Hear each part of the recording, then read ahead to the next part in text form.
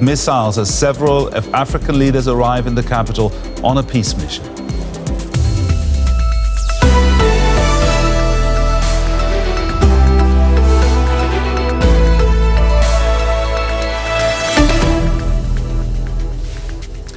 I'm Gerhard Elfers. Welcome to the program. The Greek Coast Guard says it will end an operation to find survivors of Wednesday's boat tragedy later today. Between 400 and 750 people are feared to have been on the vessel when it capsized and went down. 78 people have now been confirmed dead. Another 104, all of those men and boys, were rescued and have been taken to a camp north of Athens. All women and children were reportedly below deck. Authorities say there is no hope of finding anyone else alive. Greece has been criticized over its handling of this emergency. And earlier, I asked Judith Sunderland, who is Human Rights Watch's Associate Director in Europe and Central Asia, what she thought about the Greek Coast Guard's response. Well, yes, they absolutely could and should have done more. Of course, there are many, many outstanding questions about what happened, and that's why we need to have a full and credible investigation.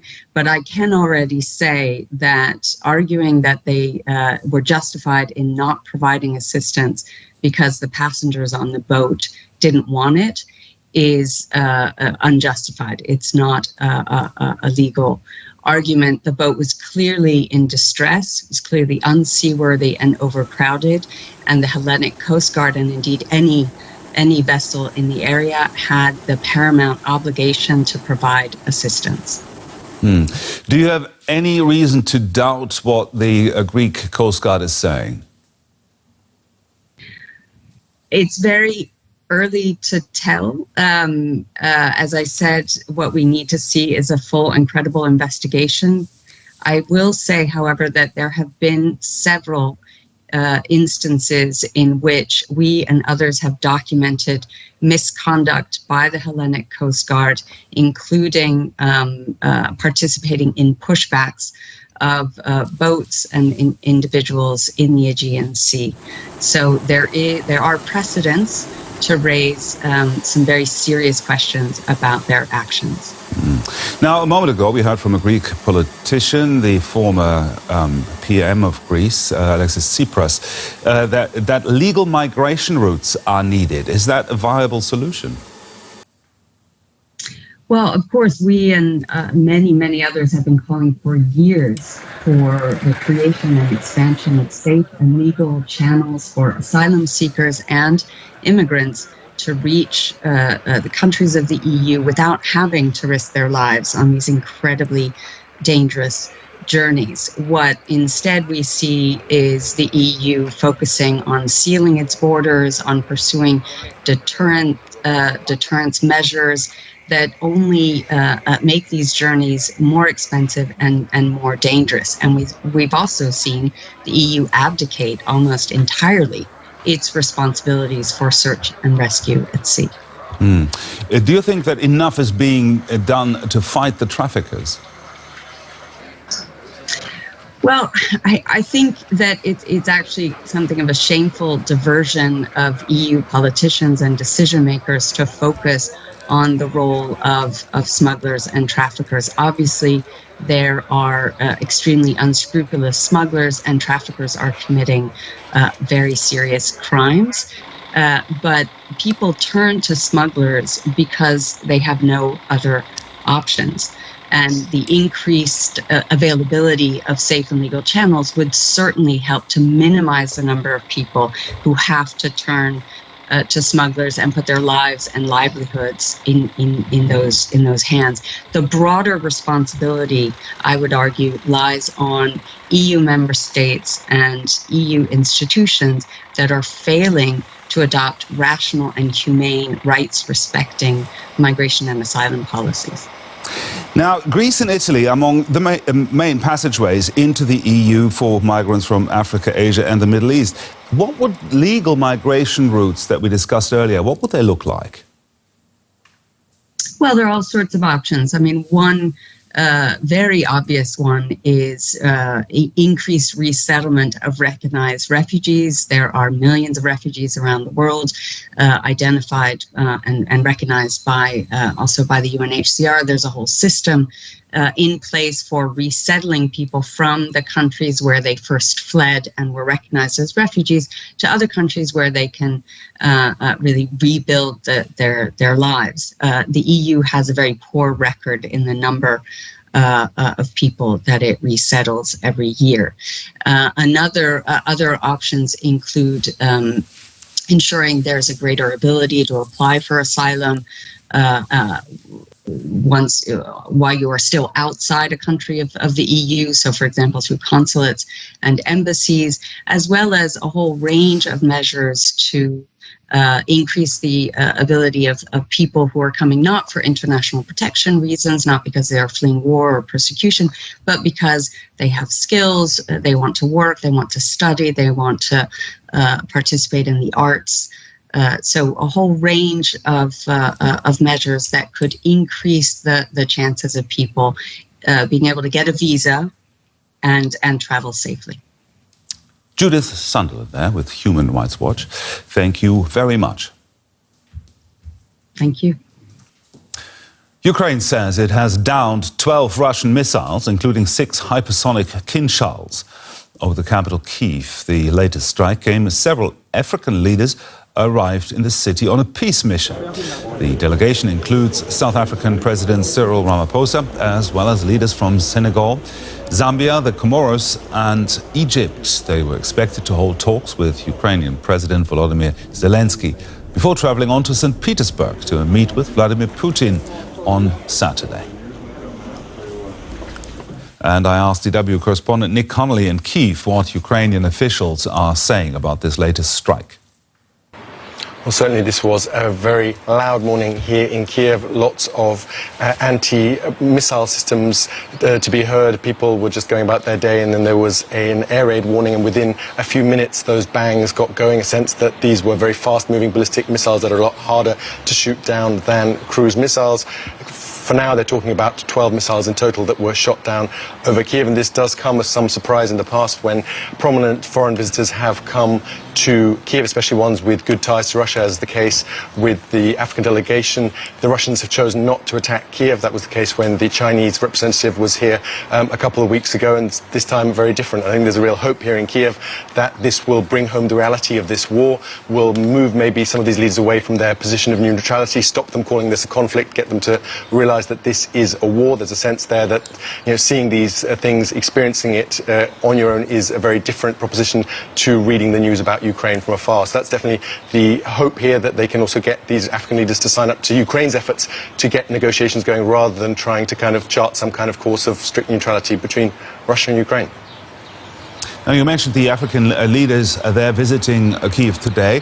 How does this meeting, this mission today, differ from previous encounters with representatives from foreign governments, for example, most recently from China or Indonesia?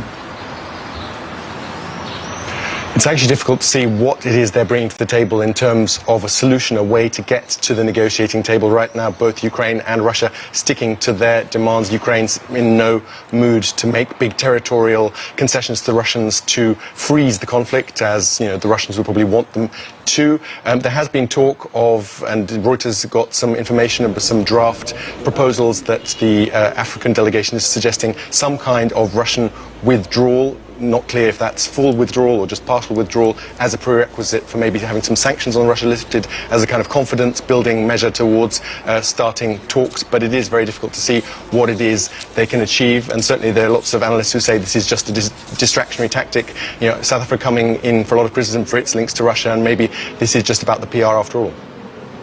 Nick Connolly there reporting from Kyiv. Thank you, Nick. Let's have a look now at some of the other stories making headlines around the world today. The cyclone Biparjoy has hit parts of India and Pakistan. Intense winds and heavy rain hit largely deserted coastal towns with roofs blown off houses. Trees and electrical poles were uprooted in India's western state of Gujarat. Almost 200,000 people were taken to shelters ahead of the storm. Pope Francis has been released from hospital in Rome after a hernia operation. The 86-year-old had surgery 9 days ago. The Vatican cancelled all papal audiences until Sunday to give the Pope some time to recover. At least 3 people have been killed and dozens injured after a tornado ripped through northern Texas. The twister damaged or destroyed at least 30 homes in the town of Perryton. Nearly 50,000 people were left without electricity in Texas and in neighboring Oklahoma. The German Chancellor Olaf Scholz has visited an airbase taking part in a huge ongoing NATO exercise. Scholz has been at the Jagel airbase in northern Germany talking to pilots and inspecting the aircraft being used in the maneuvers.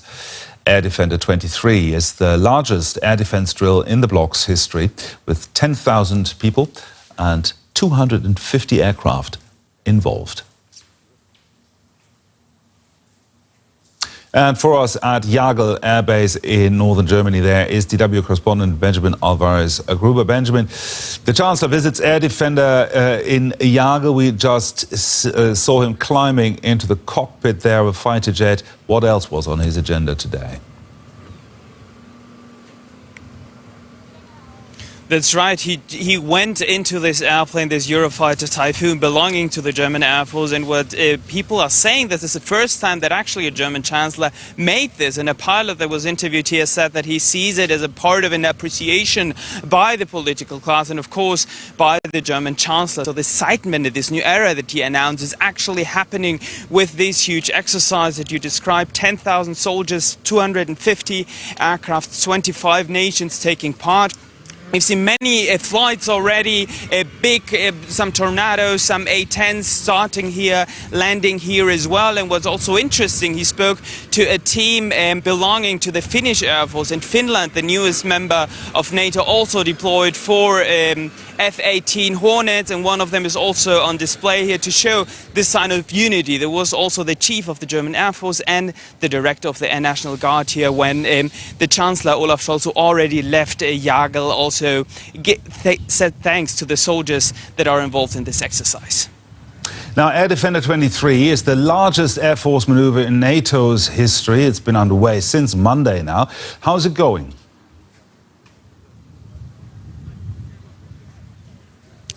When you talk to the people here that have been following this and also have been following the deployment of the forces, this is the biggest air deployment exercise with 100 aircraft alone from the US, who came over first to Wunstorf, to Hanover, and then some of them were sent to Jagel here, where they have the flights over the Baltic Sea. They have daily flights over to Estonia as well.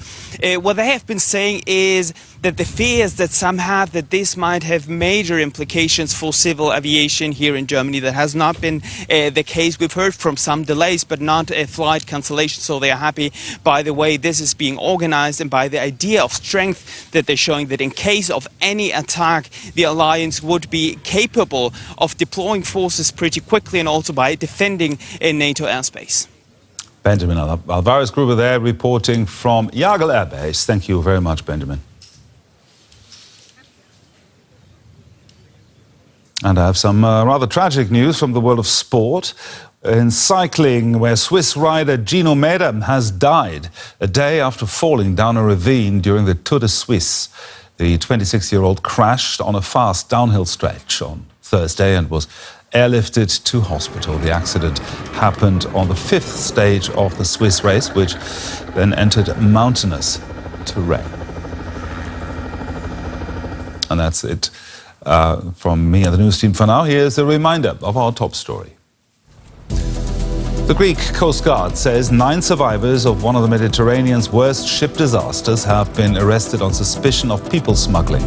At least 78 people drowned when this fishing boat carrying migrants capsized off the coast of Greece. Hundreds more are still missing.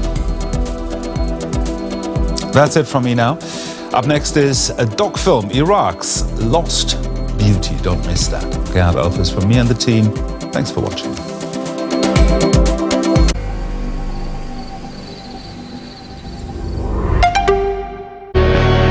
Greedy profiteering instead of responsibility. The global business of asbestos. This is not a legitimate business, and the people that are in it don't deserve to be treated with any kind of courtesy by the governments of the world. The Never-Ending Story of Asbestos starts June 21st on DW.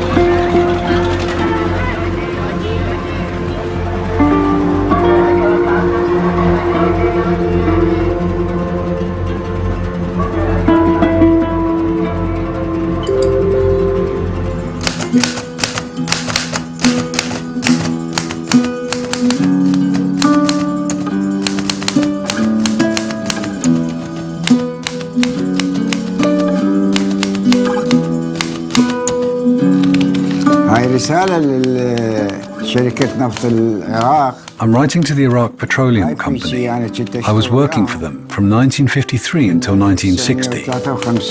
Afterwards, I worked for the Iraqi government.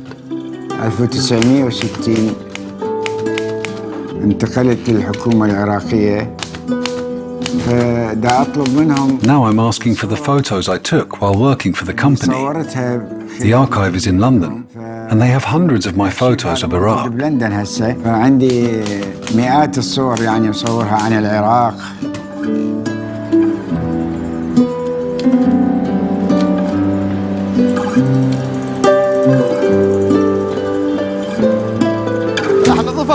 I'm cleaning it because I know how much you love your car. Look at that, a film director who also washes cars. You want to lend me a hand?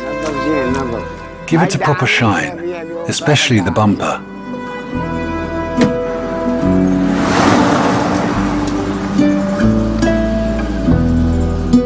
"2,000 kilometers with Latif Al-Ani." Let me tell you that back in the 50s, none of these roads existed.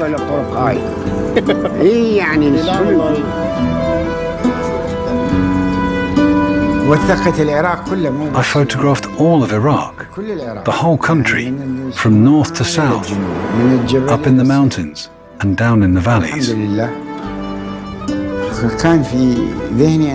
I wanted to capture its beauty and document it for future generations.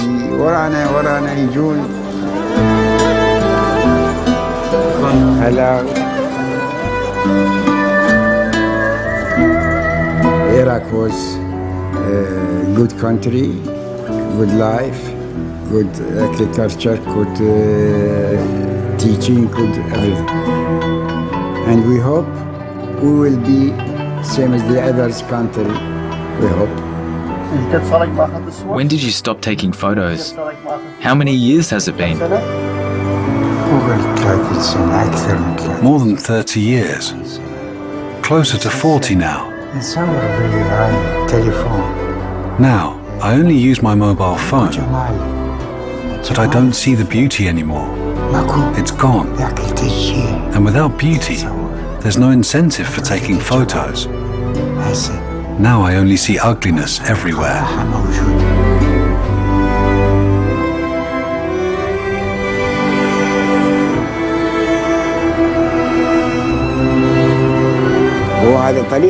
Does this road lead anywhere?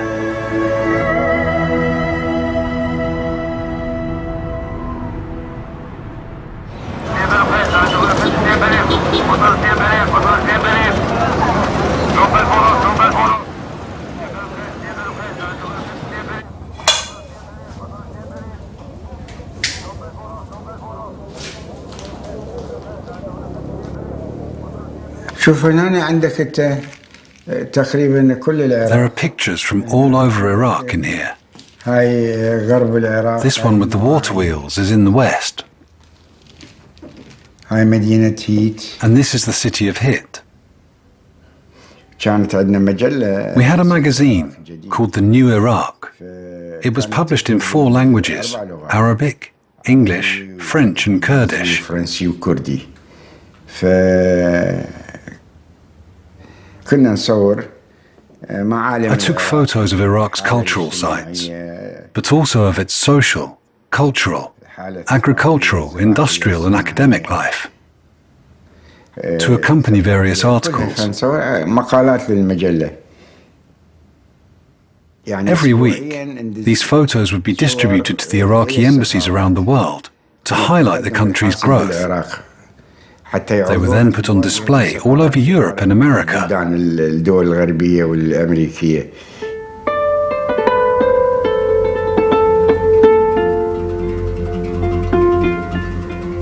A picture speaks 1,000 words. This is what Baghdad and Iraq looked like. Without these photographs, nobody would believe it.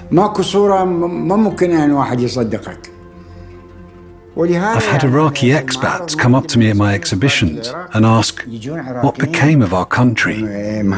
It's painful for them to see, but the foreigners don't know the greatness of Iraq's past and what happened to it. وبالنسبة للأجانب يعني ما عندهم فكرة عن العراق شلون كان وشلون هسه.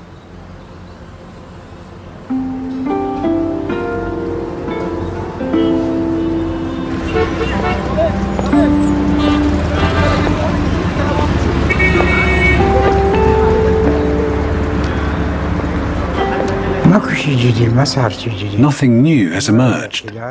From the occupation until today, there hasn't been any development when it comes to infrastructure or social progress. We've had nothing but chaos, state-made chaos.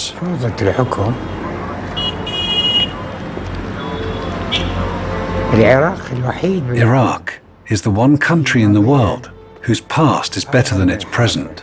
And maybe the future will be even worse.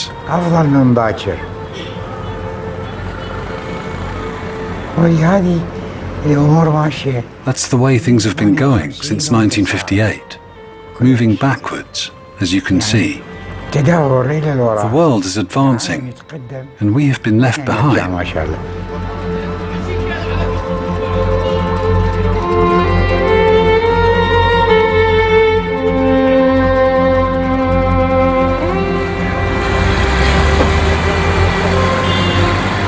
السلام عليكم. السلام حجينا موصلتك. أحوالكم؟ الله يسلمكم. بالسلامة إن شاء الله ربي. يحفظكم الله.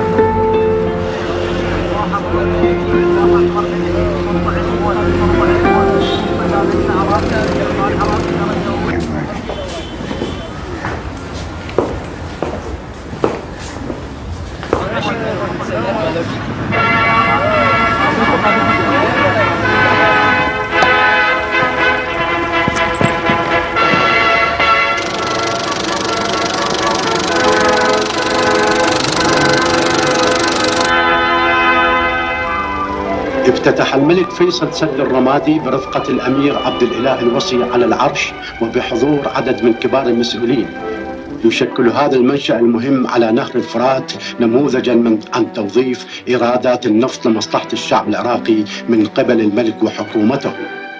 سيوفر هذا المشروع الكهرومائي الري والطاقة الكهربائية لازدهار البلد. افتتح الدكتور محمد ناصر نائب وزير الثقافة معرضا للصور في المتحف الوطني للفن الحديث. يقدم المعرض قرابة 190 صورة فوتوغرافية عن العراق للمصور لطيف العاني.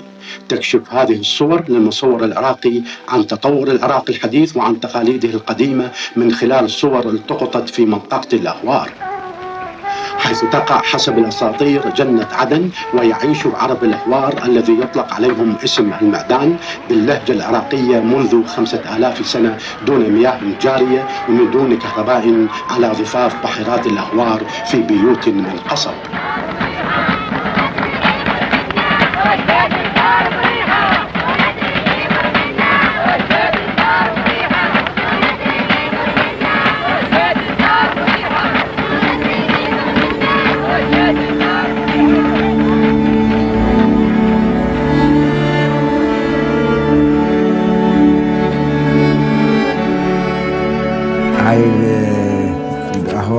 I took all of these in the Alamara marshes.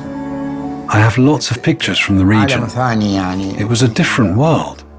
People there were good, decent, and hospitable.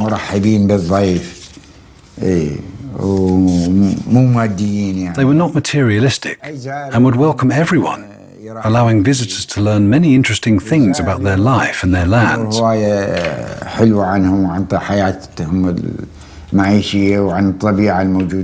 They had everything they needed, right where they lived, and were completely self-sufficient. I stayed with them and took many pictures, trying to capture and document everything. You know that just last year, the Iraqi marshlands were declared a World Heritage Site.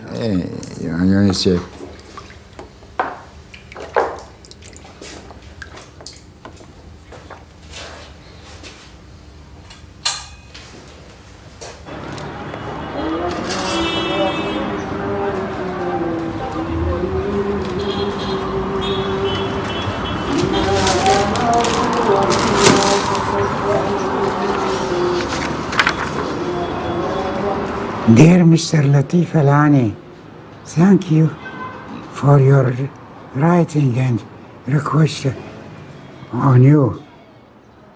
The photo and film archive. I send you everything we found in our archive. This is nice. Letters, very important thing. Yes, this is very nice. They answered even though it's been 60 years since you left IPC. Hey, it's very nice. A lot of pictures. Not only for Latif, but for all the photographers. You're speaking English? Who was working with the IPC. شركة نفط العراق. This one was on the cover of the magazine. Petroleum. هذه الغلاف. سعر غلاف المجلة.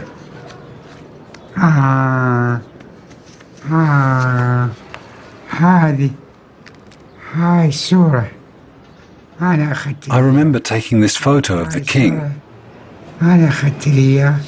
هذا سلايد. It's a slide. I remember this. وكان مجلة ينصدر.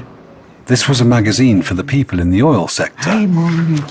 I was working for IPC at the time, and that's where I learned photography. I worked for the IPC until 1960, and after that, with the ministry. إلى 1960.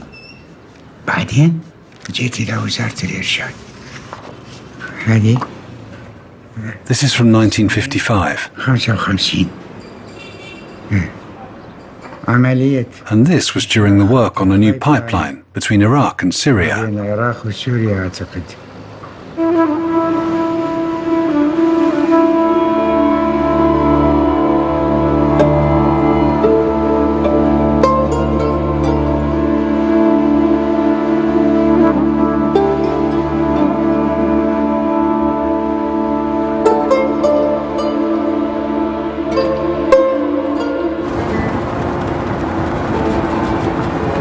A lot of people say oil ruined Iraq, that it caused the wars. Do you feel that way? I wish we didn't have any oil. Things would have turned out differently then. Now we have a country with 400 different political parties, all chasing oil money.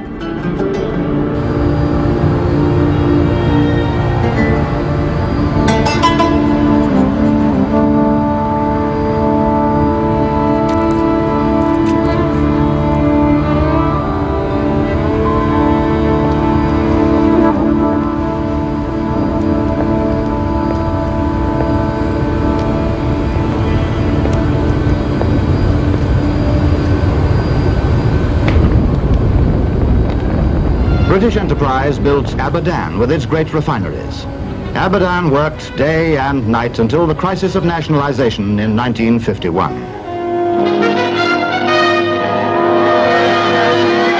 And now the most dangerous crisis of all, revolution in Iraq. King Faisal enthroned in 1953 and his cousin Crown Prince Abdul Illah, regent for 14 years, were reported to have been murdered. The young king and his government had committed the crime of friendship with the West. Indirect aggression had now blacked out the country of Iraq.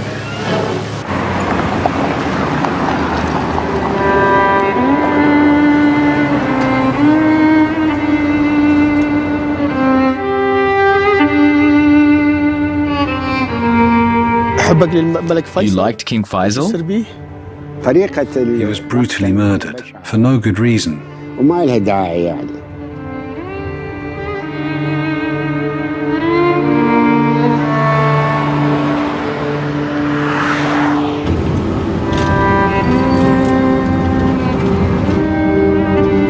إن شعبنا الباسل إن شعبنا المجاهد يصبو ويرنو إلى هذا اليوم. إن عدو الإله إن عبد الاستعمار يقاتل في قطره يجاري مار شمعون. ألا فليعلم أن قواتنا المسلحة لا تريد هرق الدماء وهو يريدها. إن قواتنا المسلحة تريد السلم والرخاء للبلاد. حررت في بغداد 14 تموز 1958.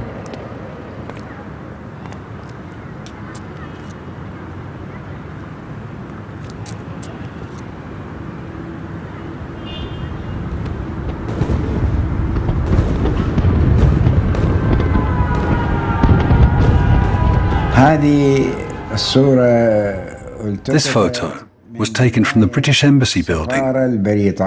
I must have taken it on the 15th or 16th of July 1958. I was in the embassy building after the coup, taking pictures of the embassy's properties. The revolution started on the 14th, so this was taken on the 16th, July 16th, 1958. فهذا يوم 16 تموز. نعم. اي يعني يوم 16. Ministers, and then we're here for a few questions. Secretary General. Good afternoon. We have just NATO Secretary General Jens Stoltenberg is holding a press conference. We're interrupting our scheduled programming to listen in. NATO-Ukraine Commission with Defense Minister Resnikov and EU High Representative Borrell. Ukrainian forces have stepped up operations along the front line and are making steady progress, but they face tough terrain, dug-in Russian troops and fierce fighting. As Russia's war of aggression continues, it remains crucial that we increase our support. So I welcome the new announcements on providing weapons and training to Ukraine, including the initiative led by the Netherlands and Denmark to start training Ukrainian pilots on F-16s fighter jets this summer, and together with the United Kingdom and the United States to deliver hundreds of short and medium-range air defense missiles. Allies have also pledged increased support through NATO's comprehensive assistance package, with contributions and commitments amounting to 500 million euros so far. We are working on a multi-year package with substantial funding to help rebuild the Ukrainian security and defense sector and transition Ukraine towards full interoperability with NATO, so it can deter any future Russian aggression once this war ends, and bring Ukraine closer to NATO in practical terms. We are also working to establish a new NATO-Ukraine Council, where Ukraine will be equal to NATO allies and consult and decide on security issues of mutual concern. Our ambition is to have the first meeting of the new Council in Vilnius with President Zelensky. We all agree that Ukraine has already moved closer to NATO over the past decade. We agree that NATO's door is open, that Ukraine will become a member of the alliance, and that this is a decision for allies and Ukraine to make. Russia does not have a veto. We do not know when this war ends, but when it does, we need to put in place a framework that ensures Ukraine's future security. and make sure that history does not repeat itself. At the Vilnius Summit, we will also take steps to further strengthen our own deterrence and defense, and complete the fundamental transition we started after Russia's occupation of Crimea in 2014. Today, ministers reviewed our new regional plans. For the first time since the Cold War, we are fully connecting the planning for our collective defense with the planning for our forces, capabilities, and command and control, as well as enhanced exercise program for our troops. As a result, NATO will have over 300,000 troops on high readiness, backed by substantial air and maritime capabilities, to defend every inch of Allied territory against any threat. We also agreed a new rotational model for air and missile defense. It will ensure that resources are used in the most effective way and that we can transition smoothly from air policing to air defense. In our meeting, we addressed the need to ramp up production. Ministers reviewed the NATO Defence Production Action Plan with concrete measures to aggregate demand, boost capacity, and increase interoperability and interchangeability. We have a great tool to organize multinational procurement with our support and procurement agency, the NSPA. Currently, a range of equipment procurements are ongoing, including $1 billion worth of 155mm ammunition. Today, ministers agreed substantially increased capability targets for battle-decisive ammunition, as well as a major boost to our work on standards so that more ammunition is interchangeable. That is an important lesson from the war in Ukraine. All these steps need to be underpinned by adequate resources. Investing in our deterrence and defense is more important than ever, because we need to keep our people safe in a more dangerous world. I expect NATO allies to make a more ambitious commitment to defense investment in Vilnius, with 2% of GDP for defense as a floor, not a ceiling. NATO's nuclear planning group also met to discuss the nuclear aspects of the current security environment and the ongoing adaptation of NATO's nuclear deterrence. Russia has continued its reckless nuclear rhetoric as part of its war against Ukraine. It has suspended the implementation of the New START Treaty and has announced its intention to deploy nuclear weapons to Belarus. Iran and North Korea continue their nuclear and missile development programs, and I condemn North Korea's missile launches yesterday in a clear violation of multiple United Nations Security Council resolutions. At the same time, China pursues its rapid and opaque nuclear expansion. These challenges are of great concern to NATO, and we continue to adapt our nuclear deterrence to the changing security environment. And with that, I'm ready to take your questions. We'll start with the BBC. No, behind. Sorry, thank you.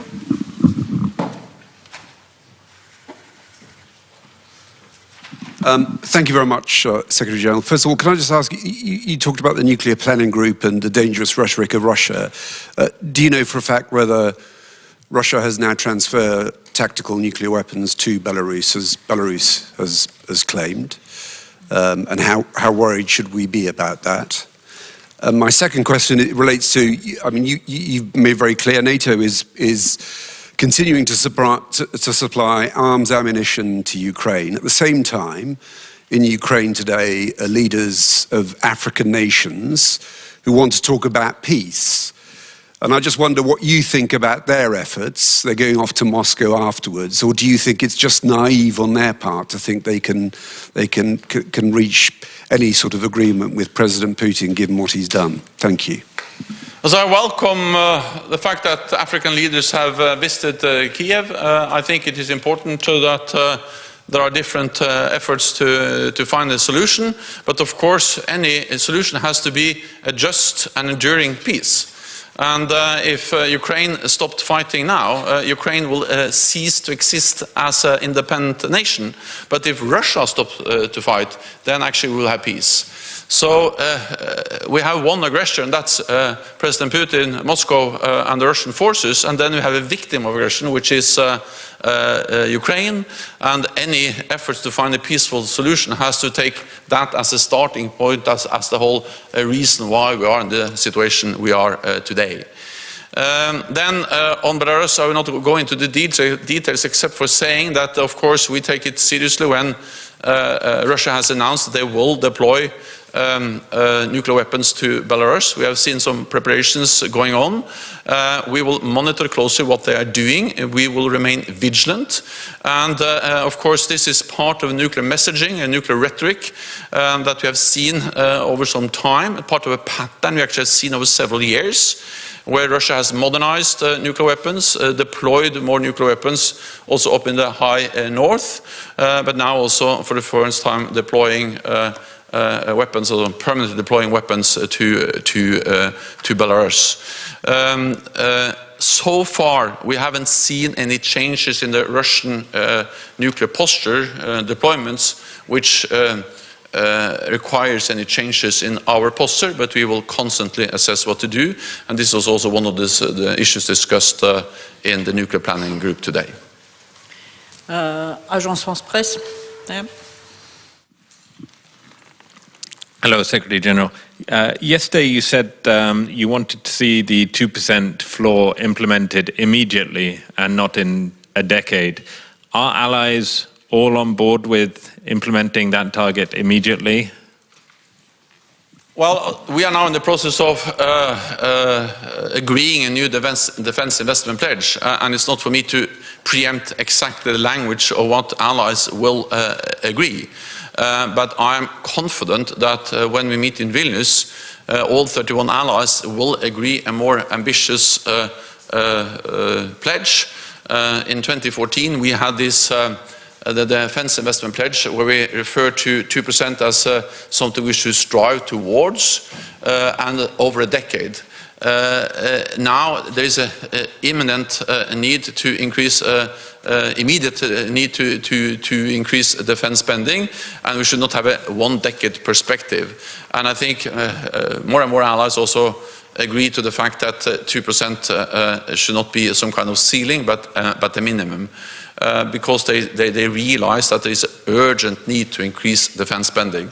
So again, I cannot preempt the conclusions, but I'm confident that they will have a much stronger commitment, and also not a 10-year perspective as we did last time, but something which is much stronger on also the immediate need to increase defense spending. We'll go to TV2 Denmark. Lady there, yeah. Thanks. Yes, thank you, Stoltenberg. They will now start in Denmark and in the Netherlands to train the Ukrainian pilots for the F-15. And in Denmark, there might be a discussion after the summer holiday, might be in August, about when and if also to donate Danish F-16 to Ukraine. What's the atmosphere after the meeting? Those days here, you know, when actually to donate the F-16s to Ukraine? And then secondly, just, I mean, more and more people are talking about you being maybe able to take on some month, a year more as Secretary General. Is that flattering for you to hear, or is it irritating? First on F-16s,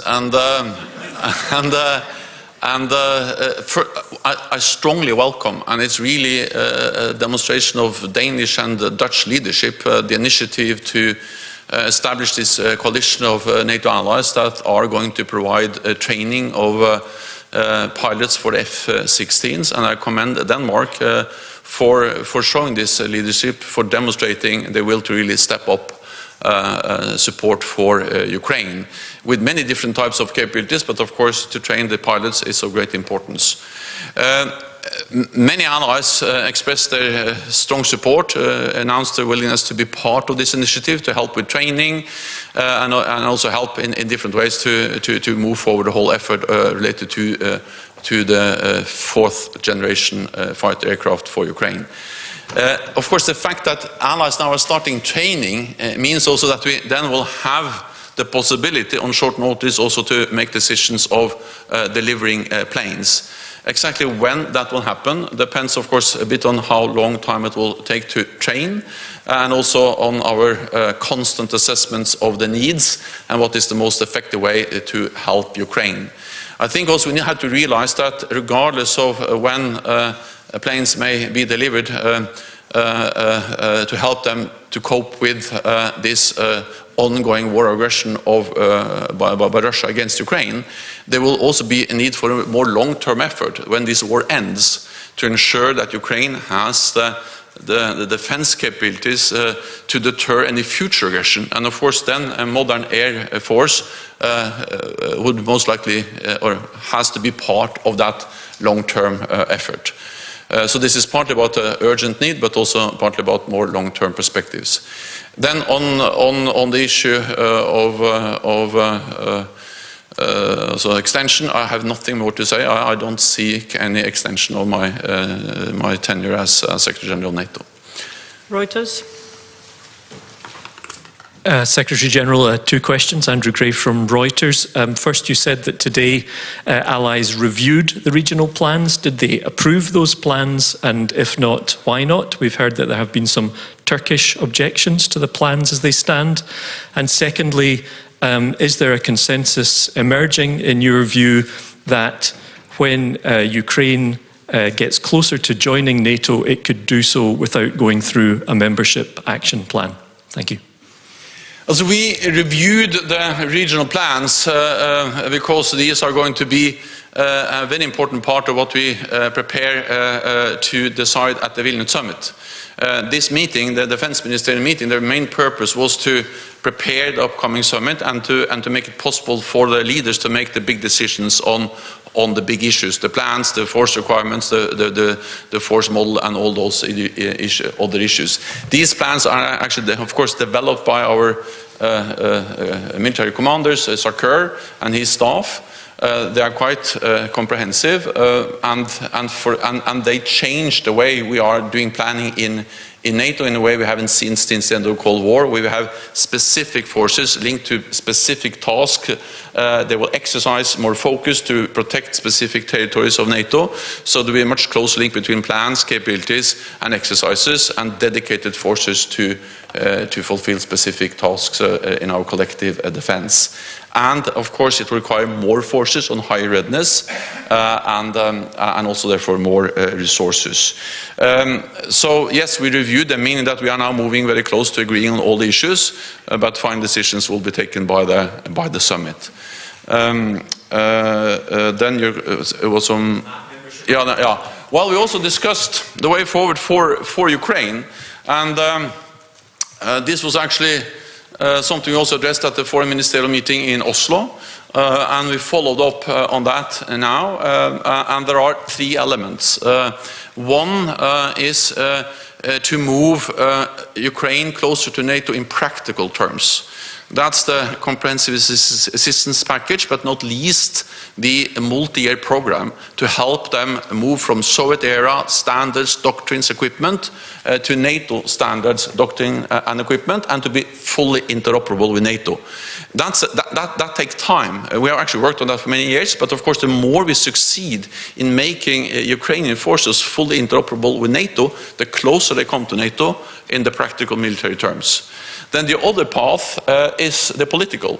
And there we are now close to finalizing an agreement to establish the NATO-Ukraine Council. And that will be something different than the Commission, where 31 allies meet Ukraine. This will be a body of 32, the 31 allies and Ukraine equal, sitting around the table with the same rights and the same possibilities to consult and also make decisions together if we find that the right thing to do. And then hopefully also soon then 33 when Sweden becomes a member. So that's a different type of working together politically, and will bring then Ukraine closer to NATO in political terms. And then the third issue will be related to the specific issue of membership. And there, first of all allies agree that Ukraine will become a member of NATO. We are not going to discuss an invitation at the Vilnius summit, but how we can move Ukraine closer to NATO. And I'm confident that we will find a good solution and consensus at the Vilnius summit on how to be able to move Ukraine closer to NATO. Okay, we'll go to NPR Deutsche Welle. Hi, Terry Schultz, Deutsche Welle today. Mr. Secretary General, you mentioned that you have in fact now seen signs that Russia is moving nuclear weapons closer to Belarus. This is something that's been threatened many times. You've been watching it. So this seems to me to be new language, that you have in fact seen this, and yet you say that this hasn't affected NATO's posture toward Russia's overall nuclear situation, status, plans. Could you explain that a little bit more? And also, my question before you said that, which I had to ask about, was on the regional plans, how far can you go to finalizing these regional plans if you don't have Sweden yet in NATO? They're in a key location for regional plans, and do you feel any movement on that here? I mean, what all the Swedes want to know. Is there any movement on Turkey, and what is up with Hungary? Thank you.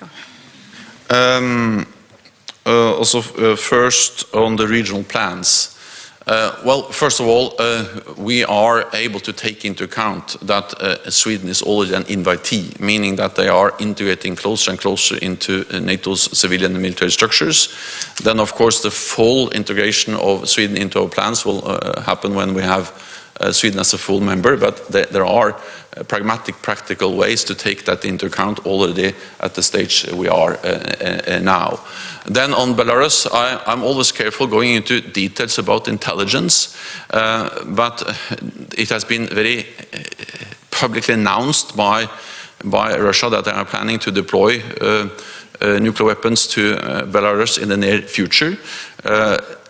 This is part of a pattern we have seen over a long period of time, or many years, where Russia has deployed nuclear weapons also close to NATO borders, and therefore part of the adaptation that has taken place in NATO over many years, with high readiness, with more presence in the east, with better surveillance, all of that is an answer, a response to this pattern of Russian military build-up, and of course we will do what is necessary. We will remain vigilant, and we will closely monitor changes in Russia's nuclear posture, but so far no changes that requires any changes in our nuclear posture. Okay, we'll go to Ukrainian TV here.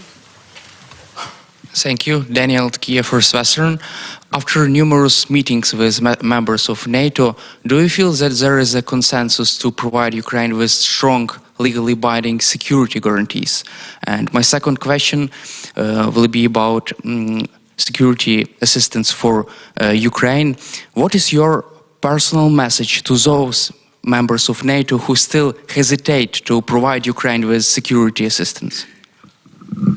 Well, NATO allies are providing Ukraine with a lot of security assistance, meaning that they are providing weapons, they are providing ammunition, they are providing training for Ukrainian soldiers, and actually some NATO allies have done this since 2014, and then after the full-fledged invasion, NATO stepped up, and a lot of NATO allies also stepped up, and there were new announcements for more military support to Ukraine at the meeting today and at the NATO Defense Ministerial meeting, but of course also at the US-led defense contact group for Ukraine that met yesterday here at the NATO headquarters.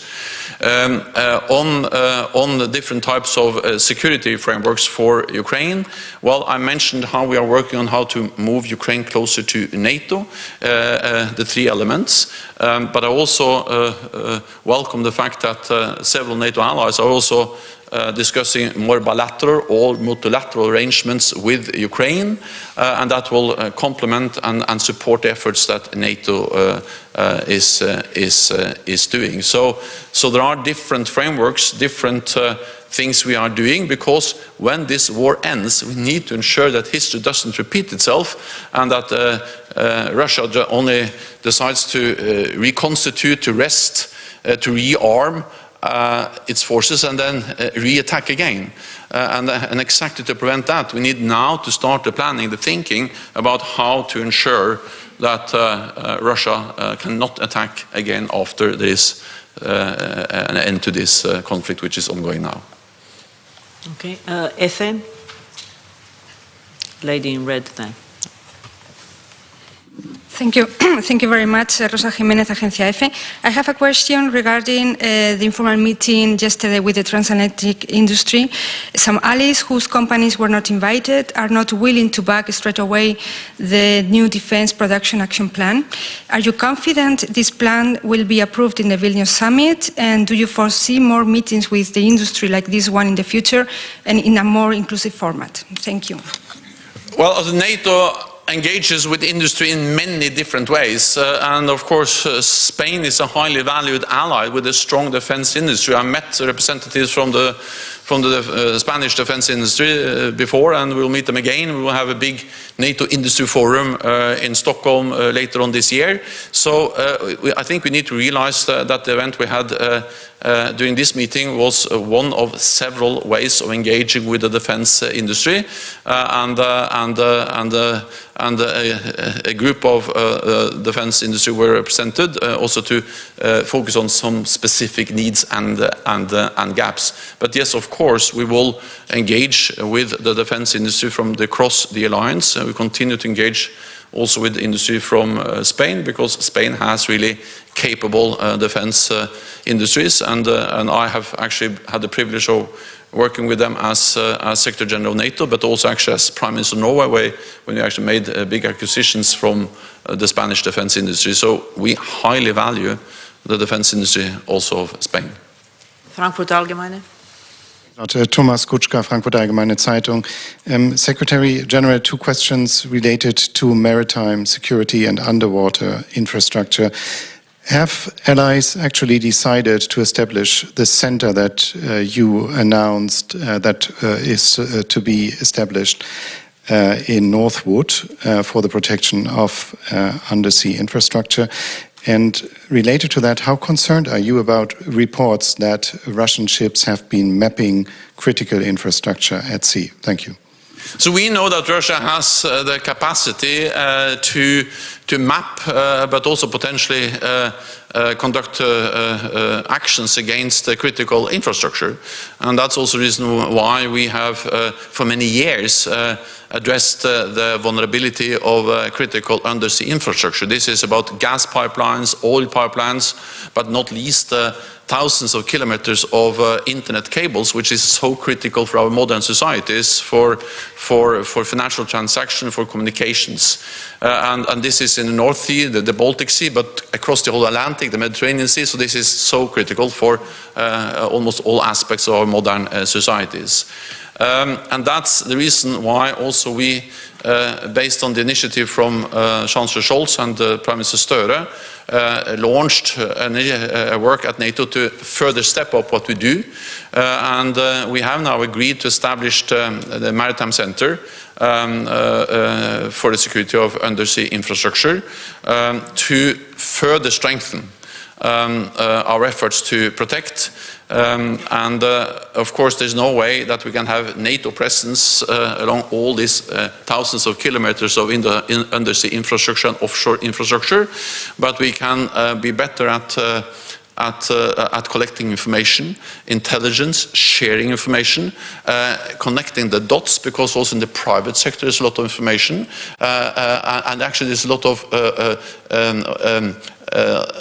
ongoing monitoring of traffic at sea, and to connect all that those flows of information will increase our ability to see when there is something abnormal and then react dependent on that.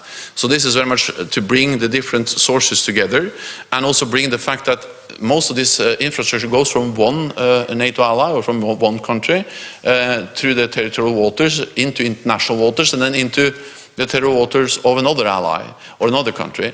And then most of it is owned and operated by private sector, and they also have a lot of capabilities to protect, to repair, and so on. So the purpose of this center, which we agreed to establish, is to bring together different allies, is to share information, share best practices, and to be able to react if something abnormal happens, and then also ensure that the private sector and the government, the nations are working together. So I very much welcome the initiative, and I look forward to now go further with this initiative and to implement the decisions we have made on establishing the center. TV2, Lady in Green.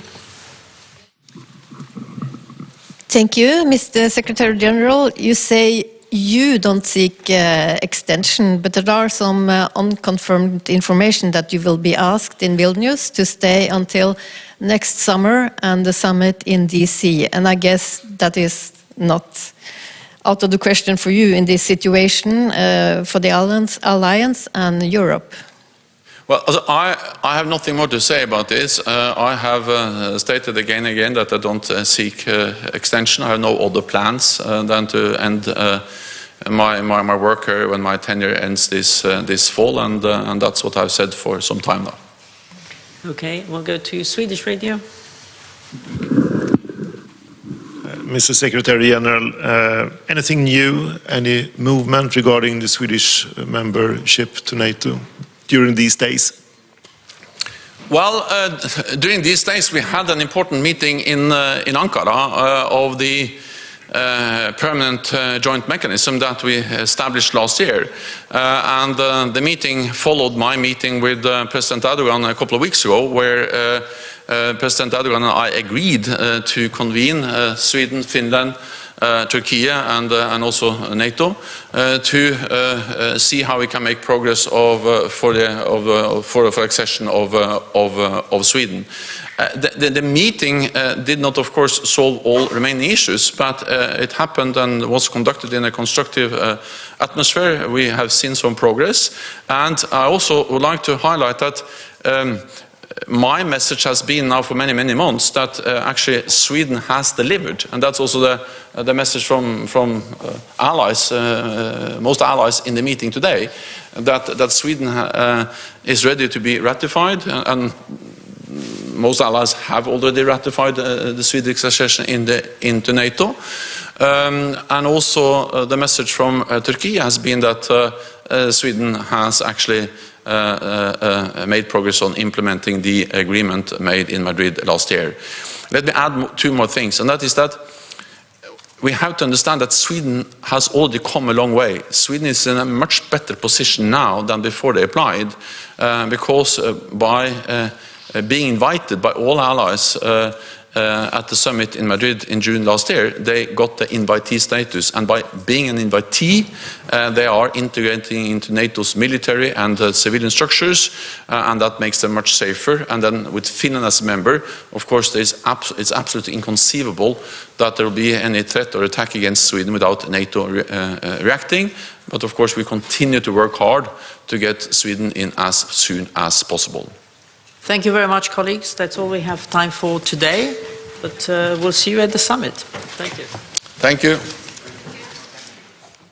And that was NATO Secretary General Jens Stoltenberg there speaking in Brussels. And we can now go over to our correspondent on the ground at NATO headquarters. DW's Brussels Bureau Chief Alexander von Namen joins us. Alexander, lots to unpick there, a lot of topics. Just walk us through the key points.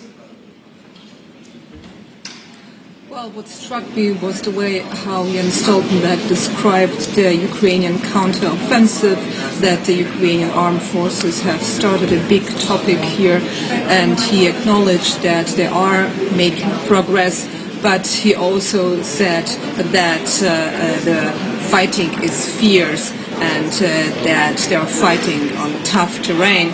So that is showing you that allies understand that this is a very crucial time for Ukraine, and of course all of them are committed to supporting Ukraine with continuous military assistance. And then the other issues that he spoke about were, for instance, the new deterrence and defense plans. For the very first time since the Cold War, NATO is putting new defense plans and deciding what capabilities they need from individual allies and where to put them. This is very significant for the defense of Allied territory. What he, however, didn't seem to be willing to talk about is that Turkey is apparently, as we are hearing from our sources, blocking these plans as it is blocking Sweden's membership to NATO. This is, of course, also a huge topic here in Brussels. And we leave it there for the moment. Alexander, we're having issues with the audio line there from Brussels. Let's try to fix this and we'll come back to you in a few moments. And first, we can go to Ukraine, which says it has downed 12 Russian missiles, including 6 hypersonic Kinzhals over the capital, Kyiv. And this latest strike came as several African leaders arrived in the city on a peace mission. The delegation includes South African President Cyril Ramaphosa, as well as leaders from Senegal, Zambia, the Comoros and Egypt. They were expected to hold talks with Ukrainian President Volodymyr Zelensky before traveling on to St. Petersburg to meet with Vladimir Putin on Saturday. And I've asked DW correspondent Nick Connolly in Kyiv what Ukrainian officials are saying about these latest strikes. Well, certainly this was a very loud morning here in Kiev. Lots of anti-missile systems to be heard. People were just going about their day, and then there was an air raid warning, and within a few minutes those bangs got going, a sense that these were very fast-moving ballistic missiles that are a lot harder to shoot down than cruise missiles. For now, they're talking about 12 missiles in total that were shot down over Kiev, and this does come as some surprise in the past when prominent foreign visitors have come to Kiev, especially ones with good ties to Russia, as the case with the African delegation. The Russians have chosen not to attack Kiev. That was the case when the Chinese representative was here a couple of weeks ago, and this time very different. I think there's a real hope here in Kiev that this will bring home the reality of this war, will move maybe some of these leaders away from their position of neutrality, stop them calling this a conflict, get them to realize that this is a war. There's a sense there that, you know, seeing these things, experiencing it on your own is a very different proposition to reading the news about Ukraine from afar. So that's definitely the hope here, that they can also get these African leaders to sign up to Ukraine's efforts to get negotiations going, rather than trying to kind of chart some kind of course of strict neutrality between Russia and Ukraine. Now, you mentioned the African leaders there visiting Kyiv today. How does this meeting, this mission today, differ from previous encounters with representatives from foreign governments, for example, most recently from China or Indonesia? It's actually difficult to see what it is they're bringing to the table in terms of a solution, a way to get to the negotiating table. Right now, both Ukraine and Russia sticking to their demands. Ukraine's in no mood to make big territorial concessions to the Russians to freeze the conflict, as you know, the Russians would probably want them to. There has been talk of, and Reuters got some information about some draft proposals that the African delegation is suggesting some kind of Russian withdrawal. Not clear if that's full withdrawal or just partial withdrawal, as a prerequisite for maybe having some sanctions on Russia lifted as a kind of confidence-building measure towards starting talks. But it is very difficult to see what it is they can achieve, and certainly there are lots of analysts who say this is just a distractionary tactic. You know, South Africa coming in for a lot of criticism for its links to Russia, and maybe this is just about the PR after all. Nick Connolly there reporting from Kyiv. Thank you, Nick. Let's have a quick look at some of the other stories making headlines. The cyclone Biparjoy has hit parts of India and Pakistan. Intense winds and heavy rain hit largely deserted coastal towns with roofs blown off houses. Trees and electrical poles were uprooted in India's western state of Gujarat. Almost 200,000 people were taken to shelters before the storm. Pope Francis has left hospital in Rome after a hernia operation. The 86-year-old had surgery 9 days ago. The Vatican has cancelled all audiences until Sunday to give the Pope time to recover. At least 3 people have been killed and dozens injured after a tornado ripped through northern Texas. The twister damaged or destroyed at least 30 homes in the town of Perryton. Nearly 50,000 people were left without electricity in Texas and in neighboring Oklahoma.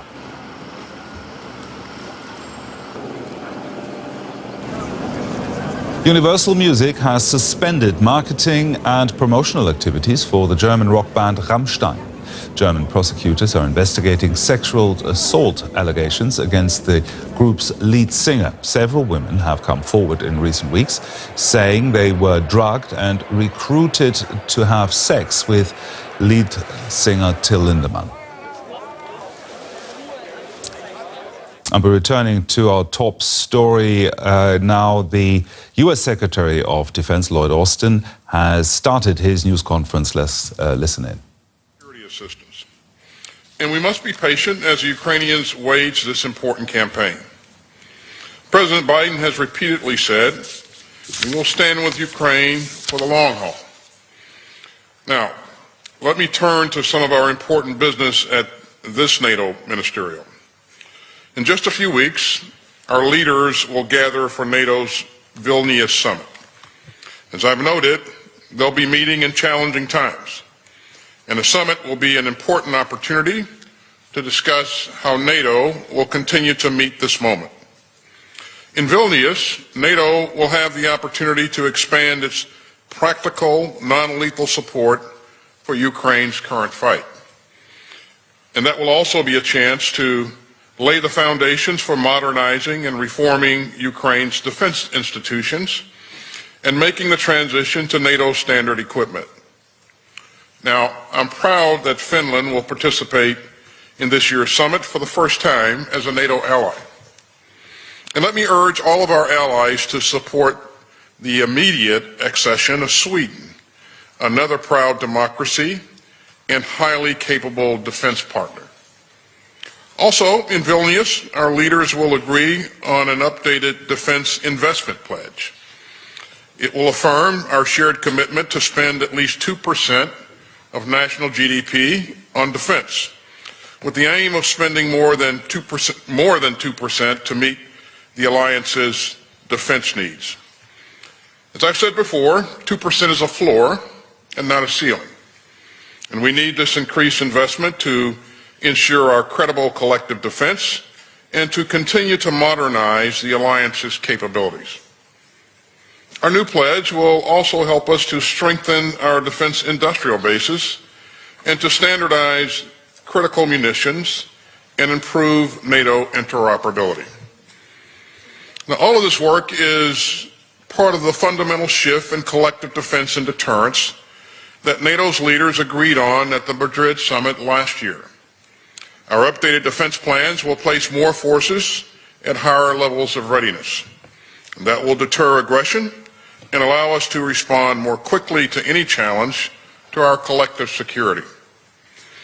And as we update our defense plans, we're also continuing to move forward to adapt NATO nuclear deterrence to our shifting threat environment. NATO is also deepening its cooperation with partners in the Indo-Pacific, especially on protecting critical infrastructure and cyberspace.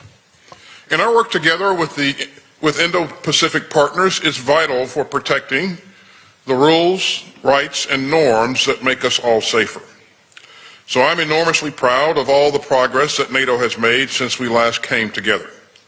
The alliance faces historic challenges, but we're meeting those challenges with confidence and, above all, with unity. Make no mistake, we will not be drawn into Putin's war of choice, but we will strengthen NATO's defense and deterrence. And we will defend every inch of NATO territory, and we will continue to defend the open world of rules and rights that NATO has so proudly supported for nearly 75 years. So thank you very much, and I'll be glad to take a couple of questions.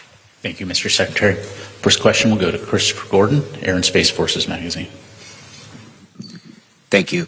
Mr. Secretary, in what ways would NATO's security be strengthened if Sweden were to become a member of the alliance in the upcoming months? How specifically would such a development enhance the alliance's military and deterrence capabilities in the Nordic region and generally?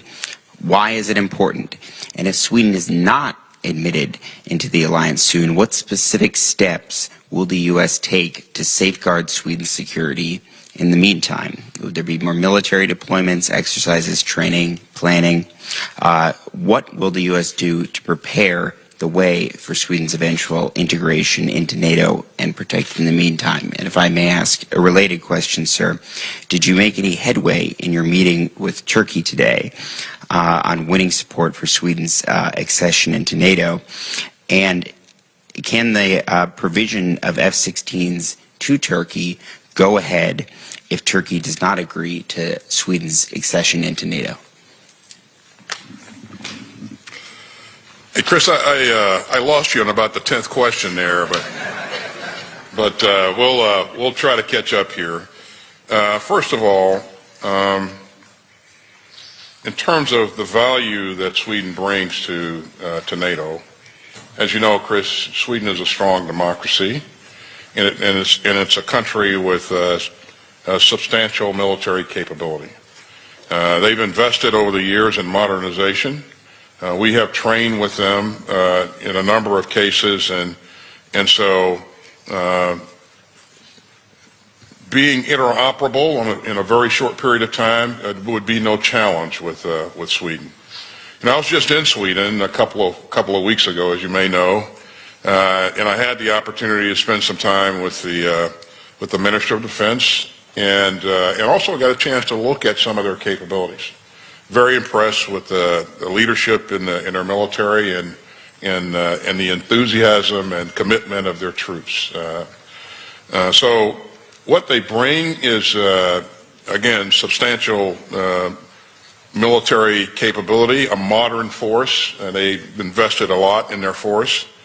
I was also impressed by their domain awareness, maritime domain awareness, and the awareness of what's going on in the skies around them as well, in the region.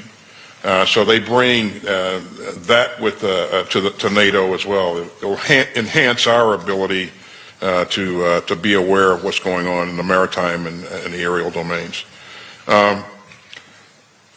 You ask about increasing activity with Sweden. We've done that already. We've increased the number of exercises and ship visits and a number of other things with Sweden. And so, I think we've continued to make progress and increased our opportunities to work towards greater interoperability. So, I think very encouraging. Now, you mentioned my interaction with my Turkish colleague. He's a brand new minister, recently installed. So my purpose in meeting him today was to just, an introductory meeting, just to congratulate him on being installed as Minister of Defense. And of course, I seize every opportunity to encourage him to move forward and approve the accession of Sweden. So, but it's a very short meeting, and I don't have anything to report out from that encounter. So. Thank you, sir. Next question go to Politico EU. Lily. Thank you very much. I have two brief questions. The first is, what is your message to allies who still haven't made concrete plans on how to reach the 2% defense investment target, in particular Canada and Luxembourg? And my second question would be, there are reports that the U.S. is now in favor of waiving the membership action plan for Ukraine. Do you think that such a move would be sufficient to meet the expectations of all allies, including those allies who want a clearer path toward membership for Ukraine at the Vilnius summit? Thank you. Yeah, in terms of the action plan, I'll let the Secretary General speak specifically about that. But I think we're at a point in time where, you've heard me say that we're confronting historic challenges. And so what we've learned over the last many months as we've watched this unprovoked and illegal invasion of Russia into Ukraine, what we've learned is that, countries have to invest in their defense. And I think we know that already, and most everybody knows that already, but it became real as we saw this unfold. And so countries are leaning forward and more than willing to invest in their defense. And as we continue to discuss this, I think there is broad agreement that the 2% investment, 2% of GDP investment should be a floor and not a ceiling. And there are many countries that are anxious to exceed the 2%. And there are many countries that are on the glide path to get there in a reasonable amount of time. In terms of the specific countries that have not yet made it there, I would defer to them to talk about their plan to get there. But I see broad agreement that this is a goal highly worth pursuing. So we'll continue to encourage our allies to meet that goal, because it's really, really important. We have to continue to invest in weapons and munitions and replace the weapons and munitions that we provided to Ukraine in many cases. And it's going to take increased investment to make sure that we are where we need to be across the board with NATO. We also have to standardize munitions. We've learned a lot there as well. And so our armaments directors are working together to make sure that, where possible, we're engaging in joint procurement activities, and so a number of things that are really good things have transpired as a result of our efforts here, but a lot of that's taken place under the auspices of the UDCG. So. Let's go to Ellie, CBS News. Thank you for doing this. As you know, Secretary Blinken is traveling to Beijing this weekend, and one of his stated goals is to improve military communications. How would you describe the current mill-to-mill communications with China, and have you reached out for a meeting with your counterpart since Singapore? Thank you. Well, thanks, Ellie. As you know, I have made an effort prior to going to Singapore and while at Singapore to engage my counterpart, and I'm confident that over time that's going to happen. We're going to meet at some point in time, but we're not there yet. Not because we didn't try to, and we won't continue to try. As you know, I was in Singapore a week and a half ago. I've been on the road quite a bit, and so I've not reached out since. But again, the door is open, and my phone line is open. And so they can pick up the phone and call at any time, and we'll continue to work to make sure that we have open lines of communication. Ellie, you've heard me say a number of times, I think it's important that countries with significant military capacity and capabilities have the means to talk to each other so that we can manage potential crises and make sure that, things aren't allowed to unnecessarily spiral out of control. The kind of relationship that we want to have with China is one of competition and not one of contention. So we'll continue to work to make sure that where and when possible, we open those lines of communication. So. We have time for one more question. Let's go to Elena from Suspilne, Ukraine. Secretary Austin, thank you very much. First of all, recently it was the information that appeared in the New York Times and several in other American media that U.S. may offer Ukraine some so-called Israeli security model. Can you explain in more detail what exactly does it mean, and do you think it is a viable idea and it will be available for Ukraine as some kind of security guarantees, although I guess you know that it's not the same security guarantees as the Ukrainian side would like to receive? Thanks, Elena. I won't speak to any type of security arrangement at this point in time. What I've been focused on, what I remain focused on, is making sure that we're providing Ukraine the security assistance that it needs to be successful in this fight, Elena. And it's really important that we and our partners that are fighting the fight remain focused on this. We'll have a bilateral relationship with Ukraine going forward, as you would imagine.